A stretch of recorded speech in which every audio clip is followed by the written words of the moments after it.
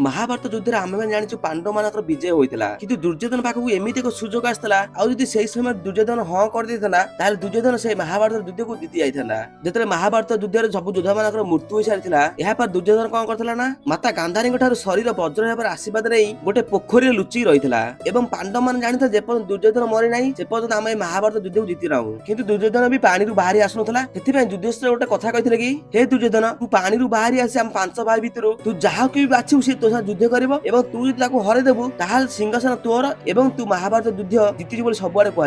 युधिष्ठिर पाटू यही कथा शुणिला भगवान श्रीकृष्ण पूरा आश्चर्य हो युधिष्ठिर पचार कि तुम्हें ये की काम करुच दुर्योधन जदि अर्जुन और भीम छाड़ी नकुल सहदेव एवं तुमको भी बाछि दिए ताले कौन हेबो तुम्हें 3 जन तो दुर्योधन सहित जीति पारिबो नाही ताले कौन हेबो सेठी युधिष्ठिर कहिथिले कि मोर दुर्योधन अहंकार उपर भरोसा अछि दुर्योधन केबे भी हमको बाछिबो नाही ता अहंकार को रखी भीम को ही बाछिबो एवं सतर सेया होइतला दुर्योधन पानी बाहर आसला पर कहला कि तमे माने मोर बराबर नुह मु तम संग युद्ध करिबि नाही मु मोर बराबर लोक संग युद्ध करिबि एवं मु भीम संग ही युद्ध करिबि ए पर युद्ध आरंभ होइतला दुर्योधन भीम ऊपर पूरा भारी पड़ितला काहे कि दुर्योधन शरीर पूरा पत्थर हो जाइतला से जगह भीमर प्रहार किछि काम देउनथला ए पर भगवान श्रीकृष्ण भीम को चालाक रे कहितले कि दुर्योधन जंघ ऊपर प्रहार करे पई एवं ए पर भीम से युद्ध को जीति जाइतला आ जदि सेठी दुर्योधन तार अहंकार को छाड़ी जदि से नकुल सहदेव एवं युधिष्ठिर को बाछितांदा ताहाले दुर्योधन आराम से महाभारत युद्ध को जीति जाइतला सेति पई कुआ जाय कि अहंकार और गर्व मनुष्य को खाई देथाय।